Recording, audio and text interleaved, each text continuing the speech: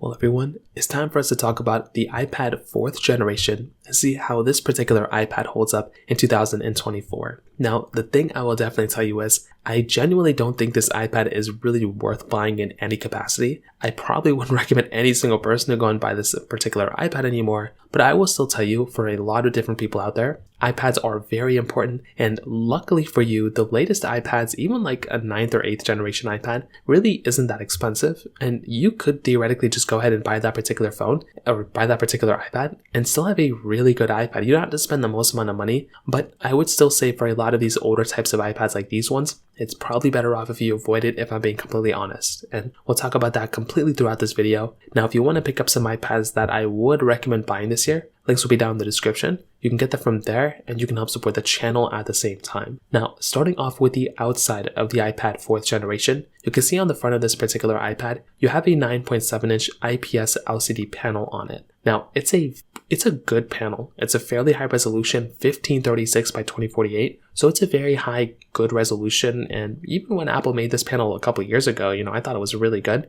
And I still think it's like a very, very decent panel at that. The only thing it's missing is like a ProMotion display and stuff like that. But the display itself isn't really that terrible. The bezel around it though is a little bit crazy. So you are getting noticeably big, thick bezels on these particular panels. It just really isn't that good of a looking panel anymore, if I'm being completely honest. But I don't even think it's like the biggest deal in the world. Like these types of iPads, I would say the panel itself still looks great, but the bezel around it just really isn't that, good looking anymore. It definitely ages this iPad a lot more, and it makes it look a lot older even than like an iPad 8th gen, especially like an iPad 9. Now you are getting that home button on the front, and you're getting a front-facing camera. I love having that front-facing camera. It's super cool. I love having that kind of stuff. But definitely with its front layout, it definitely is a little bit outdated when it comes down to it. I think a lot of people probably know that by now. Now on the bottom side, this was actually, I think, one of the first iPads to actually bring that lightning port, which was genuinely very interesting. So before this, you were basically getting, a 30-pin connector as you normally would get. This particular iPad was actually giving you that, lightning port, which is very cool. Because this iPad came out in 2012, this was the same exact year that the iPhone 5 came out. So because of that, Apple probably just went through, they were like, okay, let me just go and drop this iPhone and drop this iPad with the same exact port. And that's exactly what they did. Very cool stuff. I think that was a really cool thing going on for this particular iPad at that time. You were also getting a headphone jack here, curved side a little bit on the back side, and then you're getting a completely flat back, Apple logo on the back,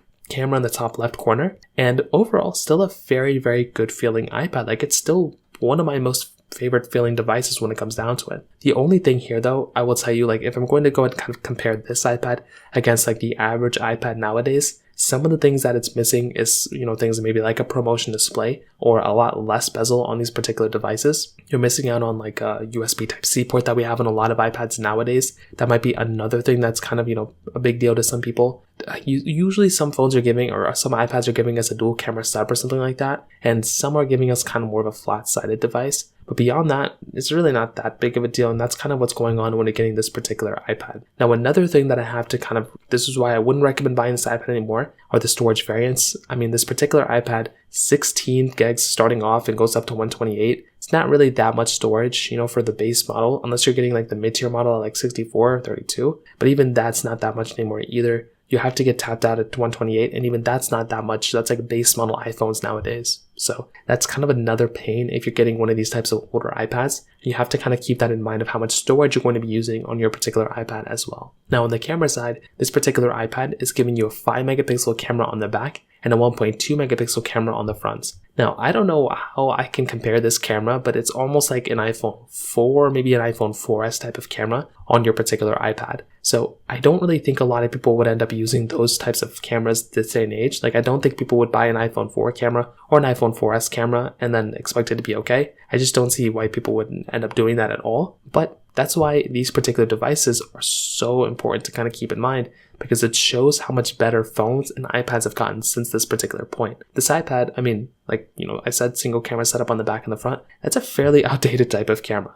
It is very, very outdated. And if you have an iPhone 5 camera or newer in your pocket, you have a better camera already than this particular iPad. So I don't really see why somebody would buy an iPad that has a better camera than their iPhone, but I don't see why somebody would buy an iPad that has a significantly older iPad, camera than their iPhone camera. You kind of want it to be roughly around the same thing, I'm sure. This one is completely on a different level, and that's kind of one of the problems when you're getting these types of iPads is that they're just kind of, they're significantly older, and you're running into this type of problem where the camera just really isn't that great. So keep that in mind. Again, it's not the biggest deal in the world, but if you are going to go through and actually get some sort of iPad, you probably want it to be good from the performance perspective. And this iPad is really not that great from a camera perspective as far as I can tell. So that kind of covers it up there too. Now, in terms of the software longevity, this is probably the biggest problem I'm running into with this particular iPad. So as some of you may know, anytime an iPad gets, update, it's an iPad OS update, and iPad OS is very good. I love iPad OS a lot, but this one came out before iPad OS was even named iPad OS. This one stopped getting support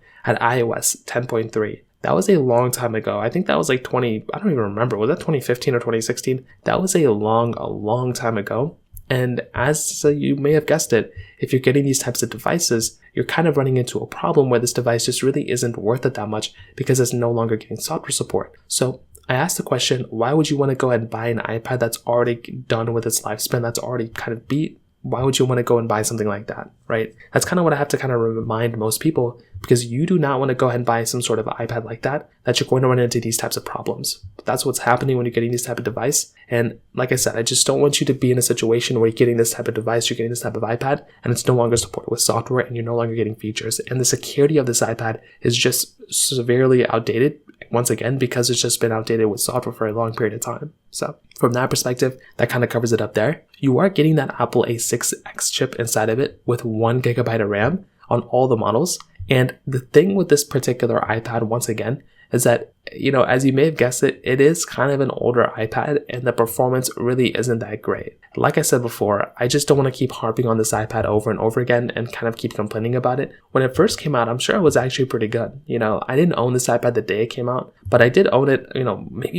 several years ago when I first used it. I think this thing was already done getting software support when I even used it. But that was kind of a cool thing going on for this particular iPad, was the fact that it did kind of, it wasn't like a terrible iPad from, by any means necessary. But the problem with this particular iPad now is that it's done getting software support, its best days are behind it, and the performance really just isn't that great either. So you're just kind of stuck with this iPad that is severely old, that's severely outdated, and it just doesn't really make a lot of sense to go and buy an iPad like this at this particular point. So if I'm being completely honest, I would probably recommend the average person to never buy an iPad like the iPad 4th generation anymore if you're trying to use it as an everyday iPad. If you're trying to use it as a side device or a screen or something like that, then by all means it might make a little bit of sense for you to go and do something like that. But for the average person, I would not recommend going through and actually buying some sort of iPad like the iPad 4. It just doesn't really make a lot of sense. You are so much better off purchasing something like the iPad 9th generation, iPad 8, iPad 7. These types of iPads are going to be giving you a much better experience than this particular iPad with the iPad 4. Unless you're buying it as a collector's item, it just doesn't make a lot of sense, in my personal opinion, to go ahead and buy an iPad like this particular iPad. So that pretty much covers it up here. If you have any other thoughts or questions, let me know in the comment section below. Hit the like button, that would mean so much, but definitely hit that subscribe button. More importantly than everything else, I love every single one of you guys. Hopefully I'll catch you guys in the next video. Peace out till then.